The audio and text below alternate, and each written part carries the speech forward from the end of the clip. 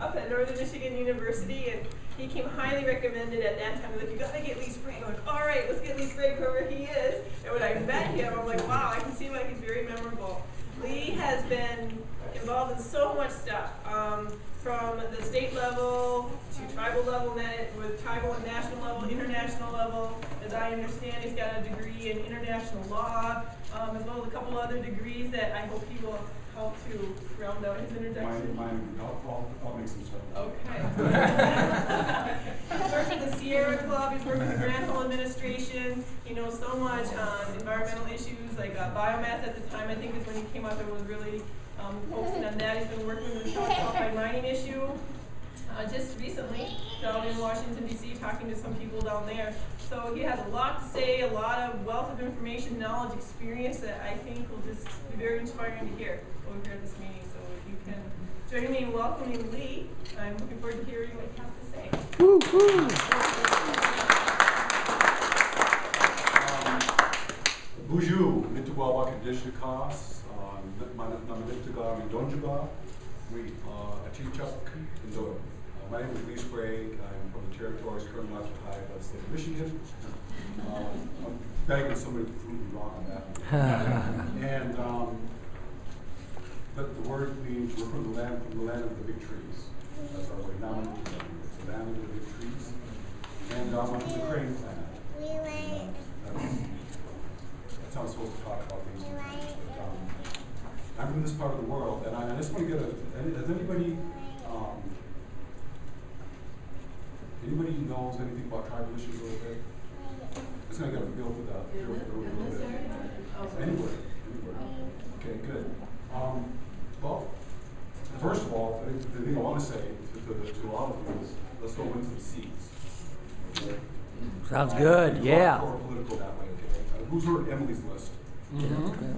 You know who they are? I've done work with them. I've consulted with them. I've done workshops with them and getting people actually politically organized, getting your toenails into the ground, digging out and pushing them. It's not even just winning the issue sometimes or winning the election. It's actually getting a voice at the table and getting that voice out there and keep pushing it. Some of the most successful things I've ever done, we didn't necessarily win the campaign.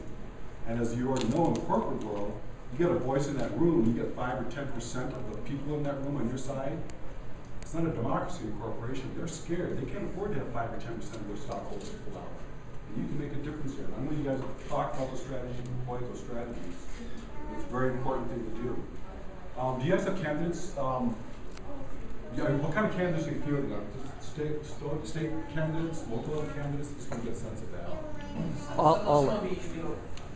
We do need some statewide candidates to maintain our ballot, line, and so on. When we have, since the Green Party of Michigan has had a ballot line in 2000, we've had presidential tickets every time. We've had gubernatorial ticket every time. Good. We've had assorted congressional seats, some state legislatures, not as much as in some ways as we'd like in terms of local candidates. Sure. Trying. Well, it's a place to start, and it's already been started. This is not a new thing, No. I'm absolutely, probably very in sync with your political operative side because, I'm a less than 1%er, but I like to win. And I don't get majorities by starting point. I never was a majority position. It's not that way. It's not the way for you guys either. Right. But it doesn't mean that we don't stop and keep moving forward. So I just want to congratulate you, first of all, on your organization and what you guys have been able to do. And I had heard your voices at the table. And we just keep letting you push that. Yes. Well, we actually have 6 parties in Michigan on your ballot. If you look for, especially the category of Board of Regents, you'll see all 6 for sure. Now, they don't all necessarily have governor. Yeah. Exactly. I've only voted in the U.S. elections, starting in the Kerry Bush election. Okay. But whatever it is on those levels, if somebody can get a hold of them, at least let's get their campaign book. And a person who's female is going to have an easier chance of getting that work than anybody else. But I would highly recommend that. Anybody seen their political campaign book? It is a nuts and bolts.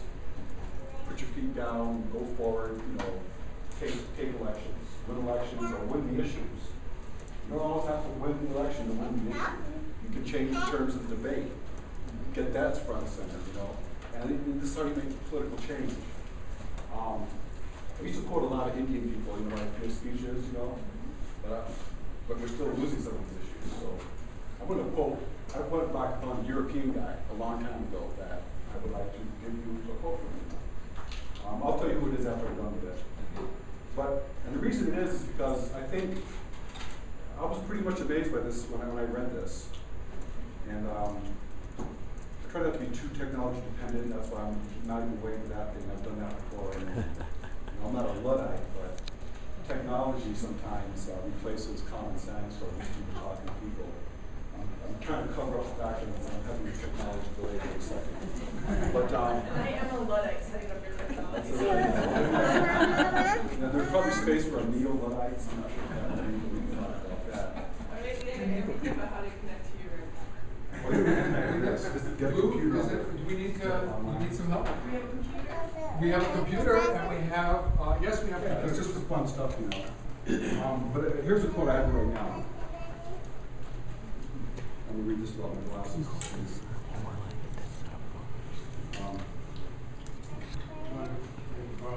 No, I can do it now, I think. You can switch back and screen back and forth and pop over here. Okay. Well, I really appreciate this, my colleagues. So here's this quote. It's on change management. Change management. There is nothing more difficult to carry out, nor more doubtful of success, nor more dangerous to handle than to initiate a new order of things. For the reformer has enemies in all who profit from the old order, and only lukewarm defenders in all those who profit from the new order. This lukewarmness arises partly from the fear of their adversaries, who have the law on their side, and partly from the incredulity of mankind who do not truly believe in anything new until they've had the actual experience of it. Niccolo Machiavelli, 1516. This sounds contemporary to me. You know, the law's on their sides. The defenders are on their sides, and we're coming at it, you know. Guerrilla strategies, guerrilla tactics work. We have to do, we're at a time right now, I think we're organizing politically. We have to start thinking exponentially. One-on-one is always important, you know. And you've all found those strategies. I've seen it, you know, just with the websites and information that you put out. And we really got to keep that in mind because, you know, the time that we have right now with what we're facing in my mind, we're at a point where climate change is, it's not a future event. Climate change has happened. It's happening. You refer to it sometimes in a language as something that's going to happen to us in the future. And I want you to help with me to bring that language back into the current. You know, I think I like to live in a continuous presence, and that people need to know that it's already had an impact. And you know what they are. You know, we've seen the emerald ash blow up this way. We've seen the sand disappear from the Sleeping Bear Dunes. We've seen very different kinds of winds and weathers. In my part of the world, Manistee, right down in South Traverse City, we've had, I think the newspaper said, 3 100-year rain events and a 1 500-year rain event in the last 7 years. Wow. Okay? And that's significant. You know, you guys have felt some of that in Prague, I'm sure. Just a little bit different stuff, you know. And remember the hot week that we had here just a little while ago? Really hot, up in the UP even. Right. At the same time, that's going on. Did anybody notice that the beaches in Northern Michigan were closed? I didn't say this. Sheboygan. On the hottest day of the year, the hottest week of the year, in recent history, or recent memory anyways, you can't go into the water. Those are the things that I think are profound. They scream volumes in my ears, and I don't understand why other people are not hearing those things. And that's what we need to, you know, amp up that voice, think exponentially. And I say things over and over again because of these oral tradition. We pass information this way. Okay. On the hottest week of the year, and the beaches are closed from E. coli from an unknown source. Well, you know, if it's human, they usually can figure that out pretty quick, right? So maybe we'll give them a powder, we'll give them a pass on the human element this time. But the aquatic mussels harbor E. coli. Okay? There's more biomass in those lakes that are foreign that are not from these lakes. They're not from here. You know, we've got the zebra mussels. We've got the sea lampreys. Another thing about the sea lampreys was I just found profoundly just not able to understand it. We've got sea lampreys here in the Great Lakes. They came from the St. Lawrence Seaway. In the Columbia River Basin, the sea lamprey is a native fish that's disappearing.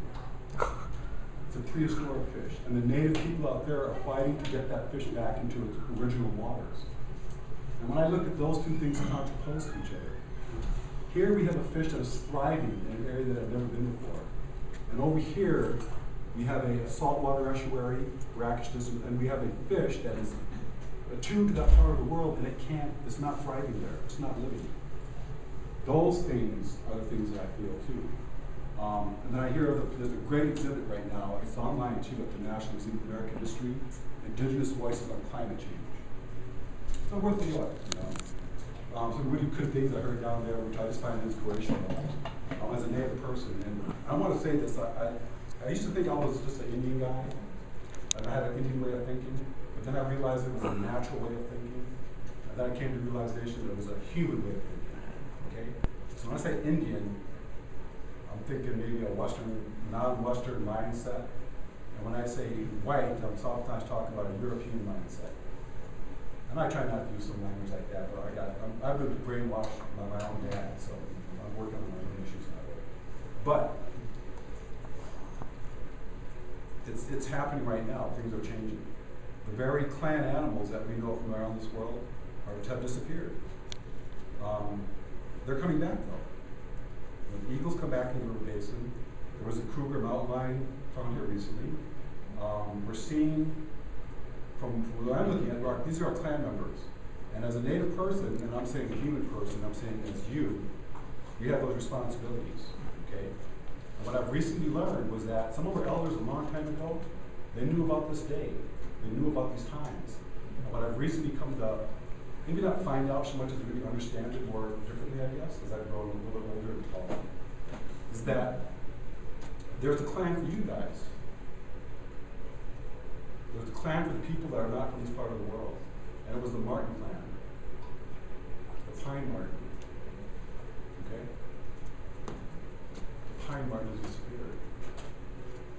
There's no Pine Martins here in the Lower Peninsula. The state of Michigan tried to reintroduce it 10 years ago. It didn't take.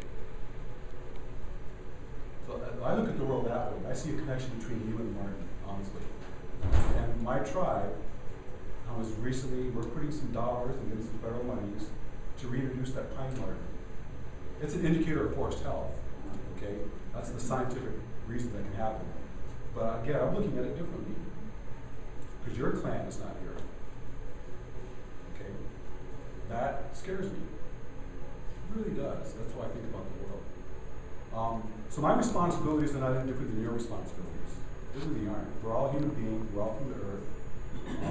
I spend most of my time there. I'm sure you do too. I came here from London. I'm not even from this part of the world. I was born in London in some weird circumstances.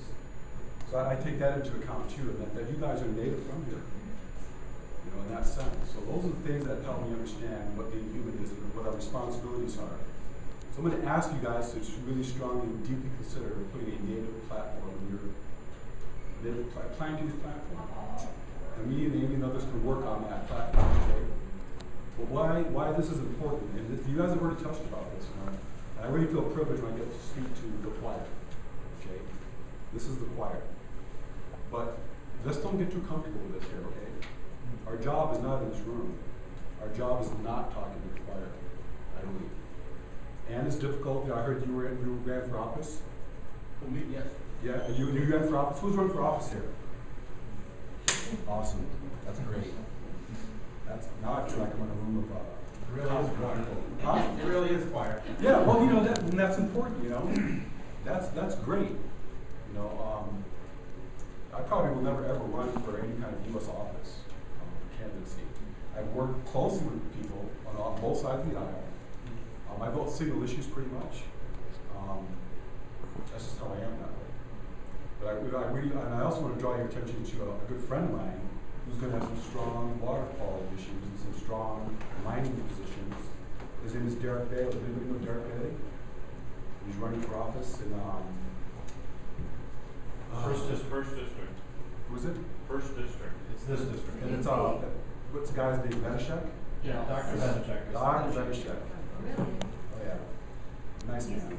Derek has to I have a really funny story that's way too long to tell in the circumstance, but if you go to the hearings for the Wolverine coal-fired power plant, and Mr. Benishek, I think I'm on there in that part of it too, but, so he's gonna be running, okay? And I want to encourage all of you just to at least pay attention to the issues, debate him on the issues. Don't accept his position. Nobody gets a free pass. I don't get a free pass. Debate him on the issues. Derek's running as a Democrat? I believe he is, yes. That's correct. Yes. And very, you know, I have a friend of mine who worked with Emily's List. Her name is Kaylin Free. And she's like an extraordinarily powerful fundraiser for Native candidates along the lines of Emily's List. And I was going to introduce her to Derek. By the time I got around to thinking about it, she'd already found him. She's that good. She's raised millions of dollars for Native candidates across the country. And I'm really glad that her and Derek can have some good work together. Because that's the other thing it takes, unfortunately, is it takes dollars sometimes. Just getting to a spot to give a talk, getting some information out to people. And we've got better tools now on the internet to get it out there, but let's win some seats. Let's get into races. Let's take some positions. Let's debate the issues. And let's grow. Let's try to do this exponentially. It's going to take a while. People want to light the forest on fire, but the conditions have to be right. And then when it's right, it'll spark. Ignites it all. Yes. Well, one of the most famous incidents on Michigan television, of course, is when our gubernatorial candidate, who's about 6'4", Doug Campbell, went to the place where the League of Women Voters was sponsoring. League of Conservation Voters. Pardon me? League of Conservation Voters. Okay, League of Conservation Voters, sorry, was sponsoring a debate with all the gubernatorial candidates. In the primary. In the primary. But he was actually removed by sheriffs or police deputies from the state. Although David Bonnier, I believe, did say, let him speak, he's going to be on the ballot, et cetera, et cetera. So I mean, we have a struggle that starts way, that just being allowed to even appear in public forum. I hope I covered that ground. I'm very empathetic to that. I've had a fight like you guys from the bottom up. And then the thing that's hard is when you win. And that's when the work starts. In politics, it's sausage. I've jumped into that and I jump out of there. I just came out of Washington, D.C.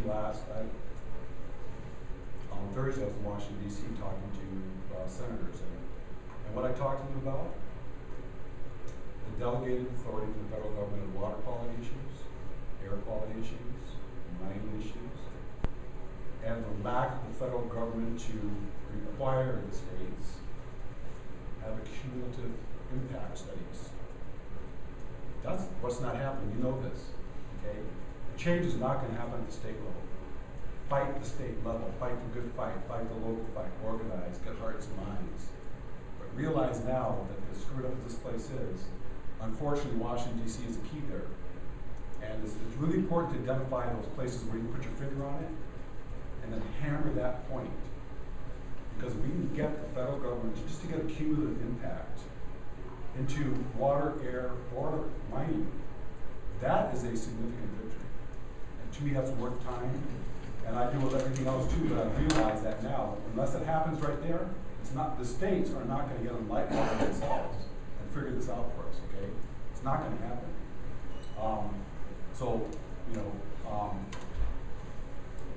Got to keep an eye on that ball.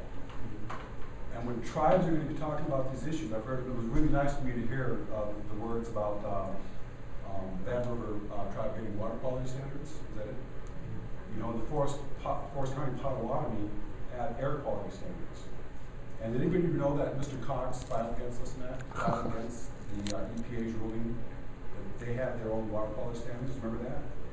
Yeah. Your Attorney General filed a lawsuit against them. And there was only one reason he did it. Because he knew that people like myself tribes like Sault Ste. Marie, tribes like Little Traverse, Grand Traverse Band, are fighting like dogs to get our own air, water quality standards, okay? I need your support on that. When your Attorney General steps, not your Attorney General, but State of Michigan's Attorney General, I guess, if we need to own him, I guess we can for a little bit. We need to, take him to the woodshed. But he did that because he was hedging. He was hedging. He wasn't looking at 4 hours time money. He was looking at what was going to happen right here. What was going to happen to industry, what was going to happen to the paradigm when we get this done. I'm saying when. It is an absolute certainty in my mind that it will happen. And we're all going to benefit from that. I'm hoping some of you choose to give up the jurisdiction wherever you live at and come live within our jurisdictions. The only thing you're going to have to do, though, is you're going to have to toe the line a little bit higher air, water standards, mining standards. And my idea of mining, to keep a mining permit, whether it's federal land or land management, carbon interior, all you have to do is produce $500 worth of economic value from your mining year. Apply for that mining permit. Apply for that sulfide permit. Every year, pick up a 1/4 ounce of sulfide. I will buy it for you for $500. You will keep your permit. You will be mining. Did you understand that? Yes. Yes, as in, first do no harm? First Yeah. and last do no harm. But Yeah. they play the system because they know you're not going to apply for that permit. They got a free open path. Don't give it to them. Apply for the permit. Occupy the mining space. Occupy the mining space. Occupy the bureaucracy. Gum it up. Show that you're going to produce more economic benefit to the area through your mining process at $500 a year because of the added value that you're bringing to ecotourism in the area. That your mining process are going to create all these different kinds of jobs. Apply for the permit. Don't give them that free space. When I look at a strategy or anything I do in my life, I look at it upside down first. You'd be surprised how looking at something upside down makes a lot of sense. Especially when you're dealing with governments. Look at it sideways. Apply for the permit. Gum them up. Go side to side with them. Get an administrative hearing. Get a ruling. Don't give those guys that road because that pathway's been paved. It's got borders on it. It's got money at the end of the day for the people that have made the laws, like Machiavelli was talking about. The rules are in their favor. Okay. As a consideration.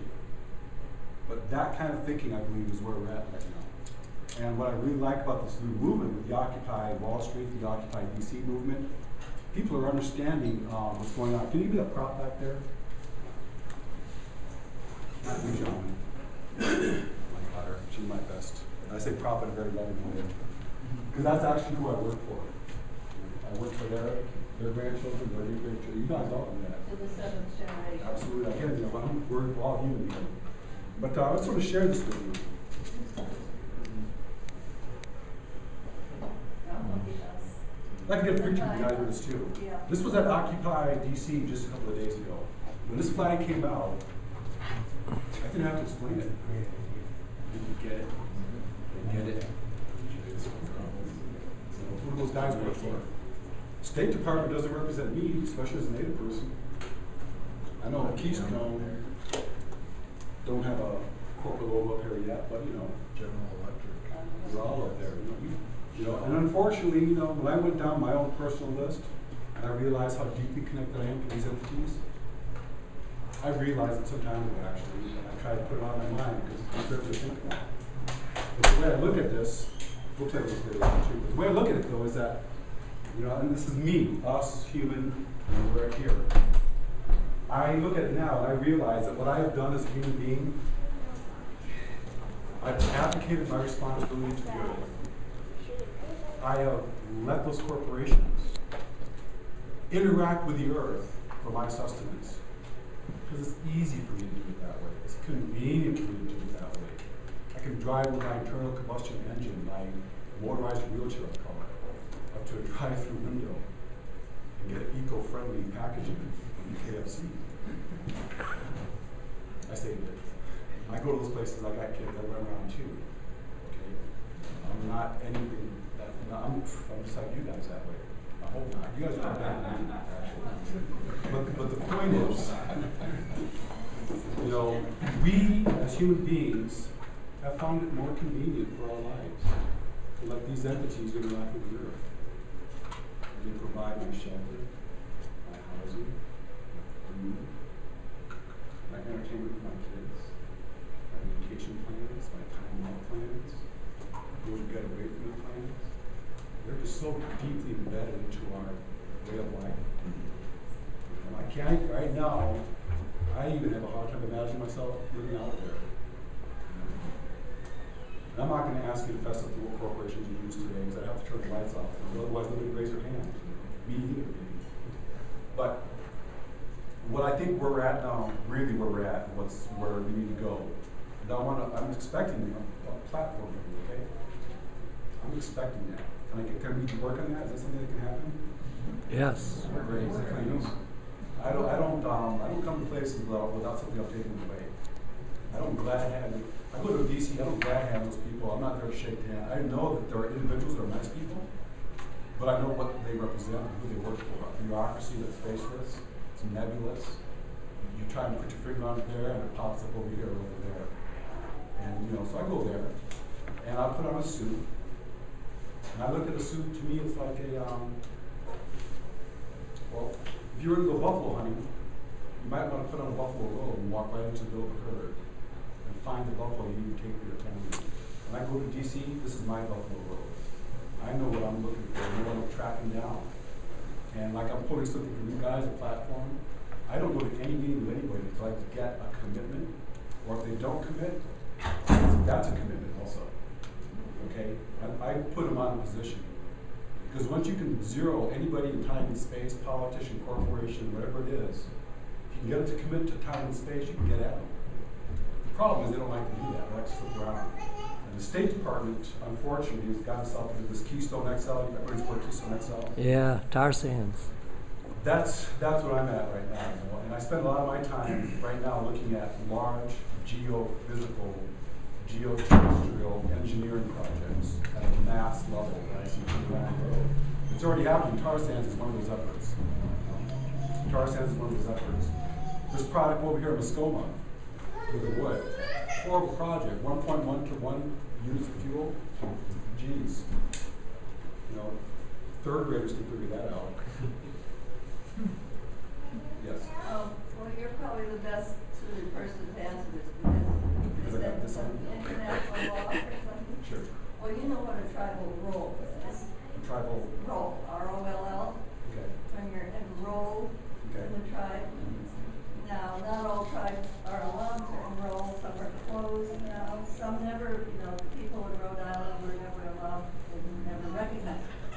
But my understanding is if you're on the tribal rolls, you have a card, a friend of mine has a card, and she can pass as Canada, Mexico, Guatemala, and because her tribe has essentially the status of a foreign nation within the United States. Now, she can vote, but what my point is, once the air right was won by the tribe up here, they could control the air over their lands.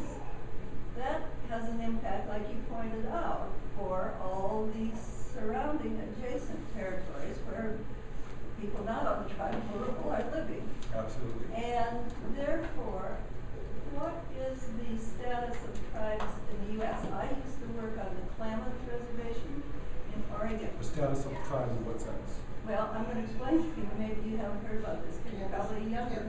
But I just want to tell him this because he's the only person. Well, we can talk afterwards too. I said, but what are you talking about? Very simple, succinct. Okay, once the tribes, certain tribes can win the right to control their air. Right. The adjacent people, which is all of us, are helped. We are aided tremendously Absolutely. by them. But Right. which tribes can do that? Everyone is different. There's over 500 people. I couldn't even give you a list of them. They're all, in Michigan alone, we're in all various stages of the progress. Yeah. Some of them are much further along technically. Some of them are just starting out. And they're, But we put up air quality monitor PM 2.5. State of Michigan would monitor PM 2.5 for you. Very comfortable with particles. When I was Ogama, we got 3 of those PM 2.5 monitors and put them up.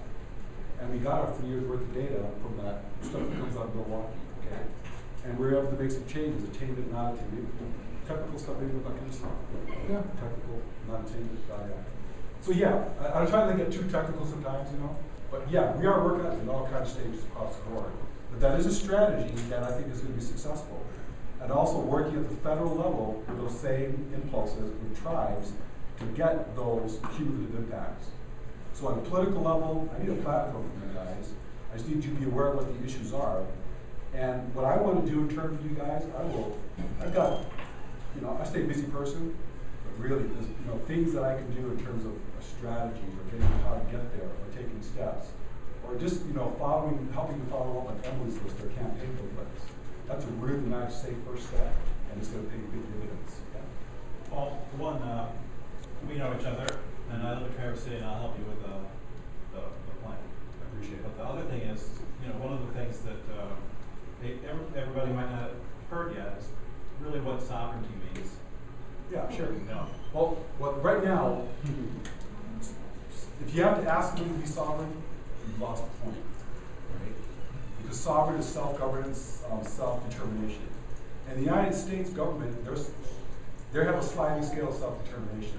We're a sovereign enough nation if we want to bury nuclear waste on our lands. And we're sovereign, we can do that. Or we want to do something green, stop the Asian carp from coming up here, or you're not that sovereign. So the United States has this on a very slippery scale. And the reason was, from the international perspective, the world has outlawed colonialism and apartheid in the same law. Apartheid and colonialism are the same international law. And they're crimes against humanity, and there's no statute of limitations. Okay? And, you know, first of all, I'm not a UN guy. I study international, I have a degree, but I don't believe in the UN because it's an organization of 185 colonizing organizations. They totalize over 5,000 peoples. An example, I have European examples. Look at France. You got the Corsicans and you got the Basque. They claim separate national status. But the United Nations rules say the member state, there are no territorial challenges to the integrity of that state. So right off the bat, any territorial challenges that I have to the United States integrity, off the table. And the courts, international courts, don't have standing for me to get into that room. Standing, okay? That doesn't mean I don't use that platform. I'm talking about strategy. That doesn't mean I don't use that platform as a place to speak, as a place to amplify my voice, as a place to get exponential with our movement. And as a paradigm shift, you know, trying to make people uncomfortable sometimes, but, you know, I'm uncomfortable all the time, believe me, you know. But the grassroots, when are we going to flower? You cannot spread until you flower. And when you do that, you propagate, you pollinate. Those are ideas. And so my metaphors just drive me crazy, man. I see these things that, man, I literally see them all the time everywhere I go. But I think about that. Grassroots, you know what that means. We all have a meaning for it, right? But think of the possibilities if you were to ever grow, flower, pollinate. And then maybe that's the next extension of this metaphor. Maybe not, you know, I'm a crazy guy, I don't know what things mean sometimes. But I do know that there's just time to act. I'm very, very pleased that you guys are organized politically. And I'm willing to do what I can on a strategy level and a doctor level. And I want that platform from you guys, that plank. I really do. If I don't get it, I get pretty whiny. My mother's an Indian name to me. Because the irony does not escape me. Does not escape me. You know, the water, the heat, the hot day, can't go in the water. You know, the fish here are not there. I don't know how I got this. I think I was indoctrinated pretty heavily by my parents. But Do you think there was another place in the United States or North America that was unusually cold while we were unusually warm during that last?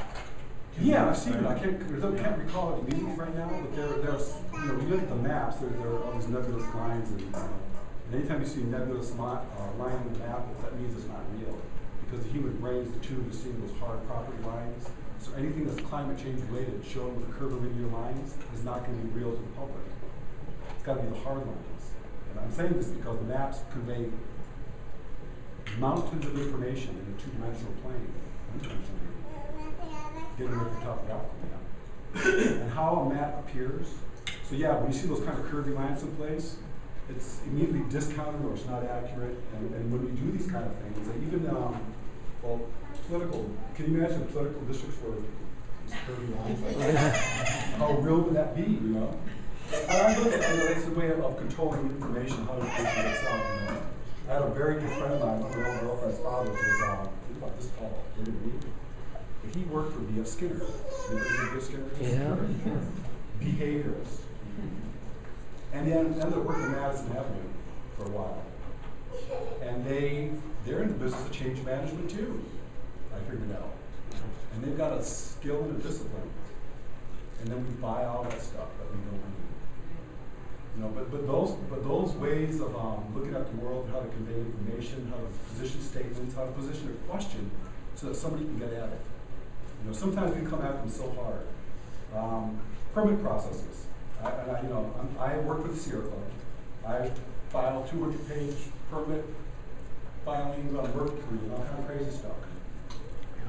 At the same time, though, they make the rules of the game. And what we do as people, we throw them fastballs right down the middle of the plate. And when they hit them out of the park, we're surprised. We got to get over that. You can't get surprised anymore. You can't throw the ball down the middle of the plate because they expect that. When you come at them that hard, they've already got the strategies. They've already got you figured out, you know. And I'm going to ask you guys also too. I see this happening, and I do like this is my camouflage. You know, we're trying to change the hearts of middle America, basically. We've just been bought into this advertising, you know, corporate spiel that just makes their lives convenient. And you know, Ozzie and Harriet, Brady Bunch. I don't know who it is nowadays, but you know, it's out there. Family Guy. Family Guy. Yeah, that's the new one, you know. But realizing that we've got to come back at that. We've got to come back at it hard. And how we position issues and how we strengthen our hands and how we talk about things. You know, sometimes it's good to have somebody on your side that throws the rock in the pond further than you might be. Okay? I remember we had one strategy with the permit. Well, we're only going to give 5 minutes to each. We had one organization, 50 people. We're only going to give each organization 5 minutes to speak. 2 weeks later, we had 50 organizations. Well, about 12, actually. But you get my point. I embellish wildly for effect. But we got to do that, okay? Because then you have 50 different people, and the Green Party may have to have this position here. But that doesn't mean the rock doesn't get thrown out there in the pond. And that doesn't mean that the ripples of that don't have an impact where we're at. But Middle America has to have access to this, right here, what's in this room here. And what turns Middle America off? Or how the media can distend or distort images sometimes. And I've seen it happen. I do a lot of PR work, media consulting, a lot of things in the newspaper. I won't have my hand on it, but I would have had some part of it in shape and form. I learned that really well from Sierra. And I did it on my own as a kid growing up for the last 30 years, but Sierra Club's pretty sharp about these things too. Another good organization, get their campaign handbook. How you organize people, how you keep them engaged, how you move an issue forward. And those are just like really doctrinal, step-by-step elements. And some of the stuff that Madison Avenue does, we got to get to that level. Because that's what we're trying to overturn. Right now, is about 75 years of television on the whole people. Is that 75 years? Anyways, whatever it is, they've had that much time to get their message to Middle America. And that's why this is familiar. I'll bet you most of America could name out most of these corporations but would have a harder time than the United States. Most 4-year-olds.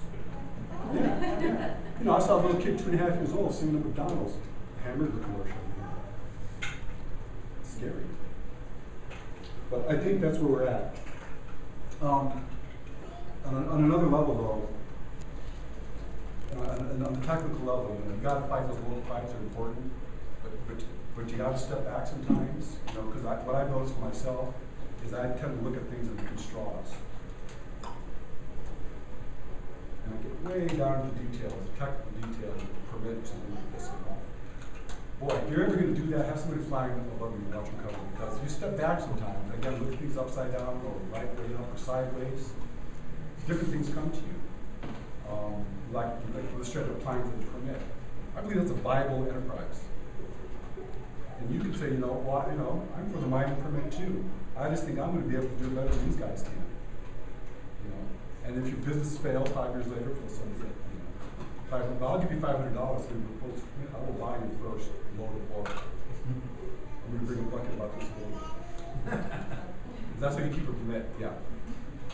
Well, regarding the air standards and land rules and stuff, you know, how much pollution that we should allow. When Candace mentioned how if the tribes, I think that we should be pursuing national standards. Absolutely. Because I think we should solidify those standards first, whether it's water, air, or land. You should keep that video too. And then reach out to the international community. Right. But if we allow Native Americans to have that ability to set their own air standards, then the opposite of what could happen could be they allow a lot of pollution, which would in turn cross over to people who are trying, you know, fighting this. I agree, that's true. Yeah. So we fight for national standards, Right. and not this separate, everybody have their own air standards. And the biggest thing I want you to understand is that I am fighting for national standards, and I'm fighting for my tribe standards. That's the paradigm shift. You keep that, because I'm my nation. He's a nation. I'm not gonna let my kids suffer while the United States peddles their wares and things like that. So it's a paradigm shift, see? I don't think the United States is in a position really. I know I have to go through the little hoops right now, do the hoop dance, but they don't control my future. We were here before the French, they're gone. We were here before the British, they're gone. We were here before the Americans, gonna be gone. It's actually a self-fulfilling prophecy. Well, what my argument is what if you guys decide to have pollution? That's a possibility too. I ask you the same question. What if you guys decide to have pollution? You already crossed that one. Not you, but yourself, but Right, the entire right. society. society. So, as a sovereign person, I'm a culture nationalist. I'm a sovereignty person. You know, I fight like a tooth and nail. I do have to use strategies, and sometimes a straight line is unachievable to get to the goal. And you have to step left to right to get there. And so, I just want you to know that the visceral reaction I have to somebody saying the United States allowing me to do something, or that I should have to wait as a sovereign to protect my children's land is absurd to me from my perspective. I've got a coal-fired power plant in Manistee. I've got PCA Corporation with a paper mill that puts out dioxin. I've got Consumers Energy that had all of their transformers stored right in the lake shore. Okay, I've got Martin Marietta right down the road. I've got a Superfund site right up the road from there. Okay, I got 2 little kids that live 7 miles down from the coal pool. Mercury in our tribal communities is 31% of our women have mercury in their body that's potentially harmful to Venus, compared to only 15.4% of white women controlled women. So right now we have twice as much mercury. But the point is, again, that's just right now. Don't think your kids are immune. Don't, you know, we're maybe the canary in the coal mine, to use a really bad, metaphor. Okay? And so I appreciate what you're saying. I agree. You go for your nation, right? My nation, I got responsibilities here with these 2 kids. And I'm going to work with everybody here still. But it's really hard for me to take that I should sit still and let the national stuff go. Because I've been down that road before. I have a very strong distrust of the system, so to speak. I know that it exists. And I'll walk right up to it. But at the end of the day, you know, I really do believe, you know, my opening statement up to the territories currently occupied by the state of Michigan, that's current. I'm not going to do that. Because I think the system, it's unsustainable. We live in a part of the world with 20% of the world's fresh water. We have 20%, and look at these ironic things here. We have 20% of the world's fresh water. And we can't make an economy succeed here. If that is not a major symptom of some kind of something that's screwed up. I don't know what it is. How can that be? Well, something's got to be wrong. And so the responsibilities that we all have as human beings, I think, they actually transcend the national stuff. I need you to work in your nation. I'm going to work in your nation too, because I got to kick them in the teeth. Because if I'm clean here, their pollution up first for me gets me. But the same thing, if I get a permit, even if that coal plant is not on my reservation where my permit powers are, the smoke doesn't know where the borders are. So I can have an impact on it. And that's why the Attorney General here didn't want the Forest Cloud Colorado using the air quality standards, because he knew it was going to happen here. And if I get one here, a good strategy, national strategy, is to have the name Sleeping Bear National Seashore into a national park. That's a nice strategy, especially after they did a good rallying point. Good Morning America said it was the best spot in the world, right? Best spot in the United States, most pretty spot, right? Who heard that? Okay. Well, let's make it a national park then, okay? That's a movement you can get people on board with, right? A national park. Let's make it to create jobs, to bring tourism here. But when your nation makes it a national park, you know what happens?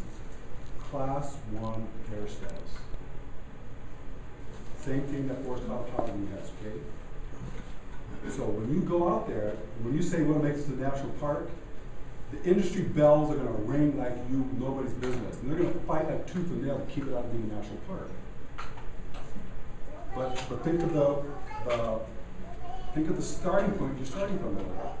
You guys are in the up position. You're on top of the hill. You're in the valley. To me, that's a safe, strong area to start from, to do what your nation should be doing. And would have a real material impact on what we're talking about. And it's a positive enough thing, you should be able to get Teddy Roosevelt Republicans on board. In fact, one of you guys better put on a Tea Party hat and say that you're a Party Republican. And that's the point I was going to get into when I was saying this earlier, how the media distorts our images. All I got to do is put on a tie-dye T-shirt and get somebody to beat a drum and have an effigy. And the media has just diminished anything real about your movement. Don't give the media that image. Don't give it to them. Show up in suits. Get a fat cigar. I've taken two of my friends who were they were Zodiac boat drivers for Greenpeace. I was living in San Francisco at the time. And we were fighting some big issues. I took him to Goodwill, got him a suit, got him some shoes, got him cleaned up. Took him down to where the G8 or World Trade Organization was out of San Francisco. Borrowed a BMW, parked it out front of there, pulled out protest signs. It's not green, it's me. We need this World Trade Organization thing, and they got suits on, they got the BMW right there. I walk out with a pair of jeans and have a discussion with them, rational.